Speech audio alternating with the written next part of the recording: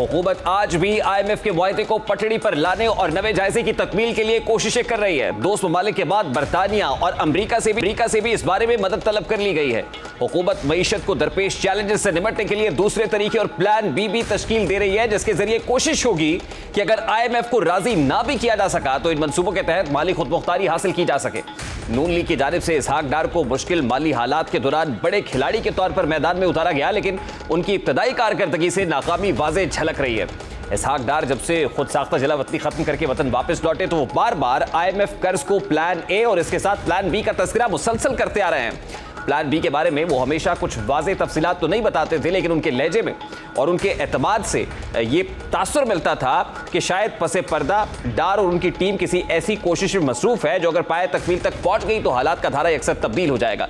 इसलिए शहबाज शरीफ हो या मरियम नवाज, उन्होंने मुश्किल हालात में भी इसहाक डार की न सिर्फ हिमायत की बल्कि उनकी मुखालिफत करने वालों को भी जबरदस्त शटअप कॉल दी। कल के स्पेशल इन्वेस्टमेंट फैसिलिटेशन काउंसिल के क़याम और इसके अगराज़ व मकासद देखकर वाज़ेह होता है कि शायद इसहाक डार जिस प्लान बी की बात कर रहे थे ये वही प्लान है। माशी बहाली की जाबे हिकमत अमली पर मुश्तमिल ये प्लान बहुत वाज़ेह और फायदेमंद इसलिए महसूस होता है कि इसके जरिए सरमायाकारों को वन विंडो ऑपरेशन की सहूलत मैसर होगी। बैरून मुल्क सरमायाकारी ना होने की बड़ी वजूहात में से एक वजह यह भी थी कि सरमायाकारों को सरमायाकारी के लिए कभी एक इदारे से दूसरे इदारे के चक्कर काटने पड़ते थे और अपना पैसा लगाने के लिए भी उन्हें मुश्किल मराहिल से गुजरना पड़ता था, जिससे उनकी बददिली में इजाफा होता था।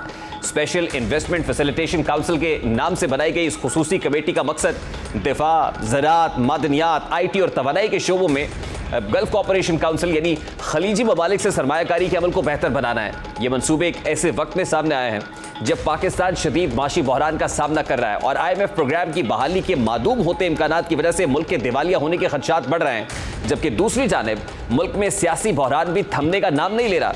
वज़ीर आज़म ने इस काउंसिल के तहत 3 मुख्तलिफ कमेटियां भी तश्कील दे दी है, जिनमें अवलीन एपेक्स कमेटी की सरबराही शहबाज शरीफ खुद करेंगे, जबकि army chief general Asim Munir को खुसूसी दावत पर इसका हिस्सा बनाया गया है। एपेक्स कमेटी के बाद एग्जीक्यूटिव कमेटी बनाई गई है, जिसमें वफाकी वज़रा बराए दिफा, IT, तवानाई के अलावा वज़राए मुमलिकत बराए पेट्रोलियम और उमूर ख़जाना शामिल होंगे। इनके अलावा सूबाई वज़रा बराए ज़राअत, मादनियात, IT, तवानाई, उमूर ख़जाना, मनसूबाबंदी और तमाम चीफ सेक्रेटरीज भी इस कमेटी का हिस्सा होंगे। तीसरी सतह पर एक अमल दरामद कमेटी तश्कील दी गई है, जिसमें पाकिस्तान फौज के एक डायरेक्टर जनरल, वज़ीर आज़म के एक मुआविन खुसूसी और काउंसिल के सेक्रेटरी जो 21वें ग्रेड के अफसर होंगे वो शामिल होंगे। इकनॉमिक रिवाइवल प्लान का ये नुक्ता एक हुकूमत और इज्तिमाई हुकूमत के तसव्वुर को फ़रोग़ देता है।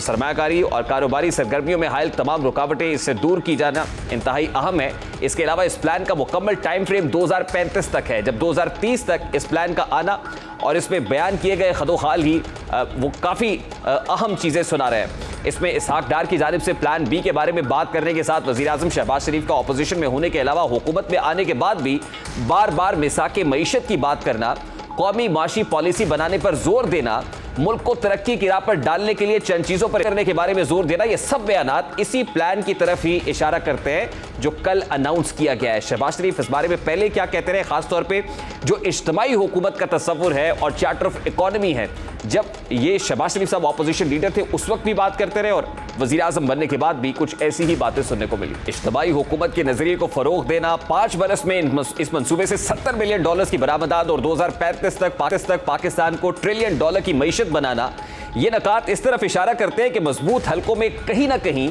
एक मुसलसल और इज्तिमाई हुकूमत कायम करने की ख्वाहिश मौजूद है। ऐसी हुकूमत जो तमाम तर स्टेक होल्डर्स पर मुश्तमिल हो, जिसको मुनासिब वक्त और काम करने की आज़ादी हासिल हो ताकि वो इस मंसूबे के तहत मुल्क की मईशत को पटड़ी पर डाल सके और यकसू होकर काम कर सके।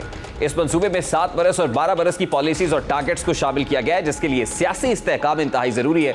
तो यह सवाल यह है कि पॉलिसी मेकर्स जिन्होंने इस पॉलिसी को तरतीब दिया है, क्या उन्होंने सियासी अदम इस्तेहकाम का जिन भी बोतल में बंद करने का बंदोबस्त कर लिया है? क्या इस पॉलिसी और इस पर बयान करदा कुछ मखसूस नकात यही जाहिर कर रहे हैं कि अब जो भी हुकूमत कायम होगी अब की बार वो इज्तिमाई और देरपा होगी और उसे काम करने की आज़ादी भी हासिल होगी। तमाम इदारे बशमूल पाक फौज, अदलिया और दीगर उनके शाना बशाना खड़े होंगे। गुज़श्ता रोज़ जब इस प्लान को अनाउंस किया गया, माहिरीन कुछ सवालात भी उठा रहे हैं और पूछते दिखाई देते हैं कि क्या ये मनसूबा सियासी नारे से बढ़कर है? क्या ये काउंसिल सियासतदानों, जजेस, अवाम और रियासत के माबैन अमन की वो सूरत हाल कायम कर पाएगी जिसकी वजह से वो इस्तेहकाम पैदा हो सके, जिसके लिए गैर मुल्की सरमायाकार ख्वाहिशमंद है? और इस मंसूबे को कामयाबी से इम्कनार करने के लिए दोस्त ममालिक ने कुछ कमिटमेंट्स भी की हैं, या ये हवा में तीर चलाने के मुतरादिफ है? माहिरीन के सवालों और एतराज़ात का जवाब देते हुए वफाकी वज़ीर बराए पेट्रोलियम मुसद्दिक मलिक गुज़श्ता रोज़ थे कि इस काउंसिल की तश्कील से पहले ही चंद ममालिक पाकिस्तान में 20 से 25 अरब डॉलर्स की खतीर सरमायाकारी का वादा कर चुके हैं। ये प्लान सुनने में तो भला मालूम होता है, अच्छा लग रहा है, लेकिन कितना काबिल अमल है और हुकूमत कितनी यकसुई के साथ इस पर अमल दरामद करने के लिए जो है वो बेहतर दिखाई दे रही है, क्योंकि ऑब्वियसली इंटरिम सेटअप भी आना है, हुकूमत का खात्मा भी अगस्त में असम्बलीज को डिसॉल्व भी होना है, तो ये कैसे हो पाएगा? बात करेंगे। इस वक्त पाकिस्तान मुस्लिम लीग नून के सीनियर रहनुमा निहाल हाशमी साहब ने भी ज्वाइन किया है। अस्सलाम वालेकुम निहाल साहब, बहुत बहुत शुक्रिया आपके वक्त के लिए। सबसे पहले तो फरमाइएगा कि स्पेशल इन्वेस्टमेंट जो काउंसिल का क़याम है, यही प्लान भी है जिसका हुकूमत बार बार जिक्र कर रही थी? हुकूमती वज़रा और हुकूमती ज़ोमा बार बार कहते थे कि IMF आता है, आए, नहीं आता ना आए, हमारे पास प्लान भी मौजूद है। Is it that plan B? वालेकुम अस्सलाम और बिस्मिल्लाहिर्रहमानिर्रहीम।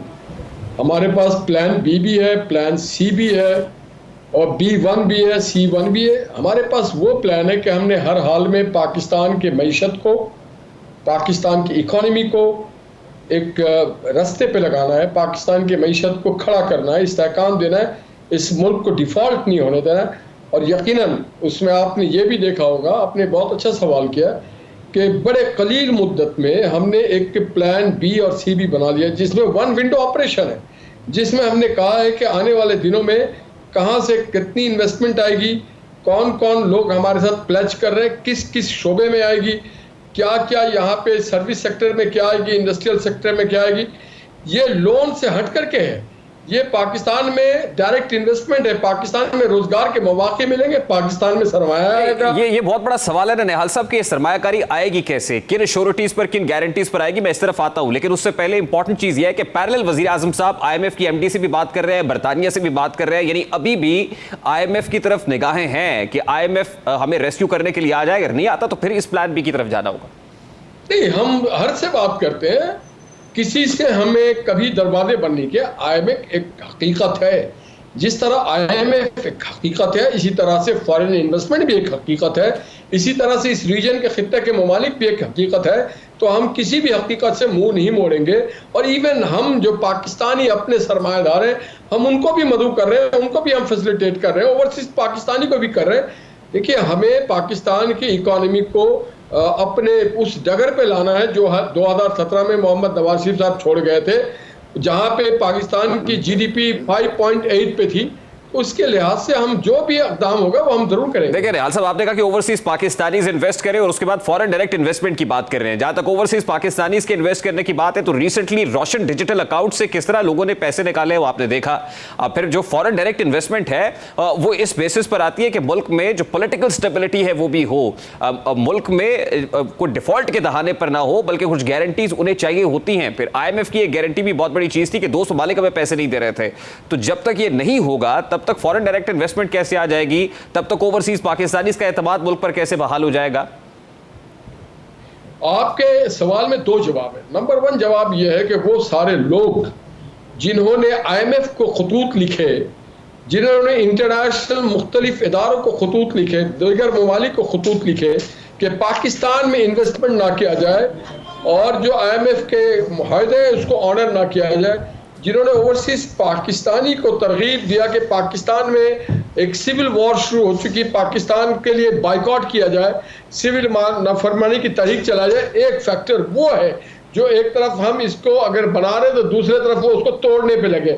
दूसरा जो फैक्टर है वो फैक्टर ये है कि मोहम्मद नवाज शरीफ और PMLN का नाम ही काफ़ी है, इस बात की गारंटी करता है। 2008 के बाद 2013 तक जो मईशत का हाल थे और 2013 में आके जिस तरह से उसको टेक ऑफ किया गया है और जिस तरह के मुल्क का इंफ्रास्ट्रक्चर को डेवलप किया गया है, जिस तरह से CPEC इस मुल्क में है, तो हम खुद एक गारंटी के सैंपल हैं। बैरून मुल्क सरमायाकारी ना होने की बड़ी वजूहात में से एक वजह यह भी थी कि सरमायाकारों को सरमायाकारी के लिए कभी एक इदारे से दूसरे इदारे के चक्कर काटने पड़ते थे और अपना पैसा लगाने के लिए भी उन्हें मुश्किल मराहिल से गुजरना पड़ता था, जिससे उनकी बदली में इजाफा होता था।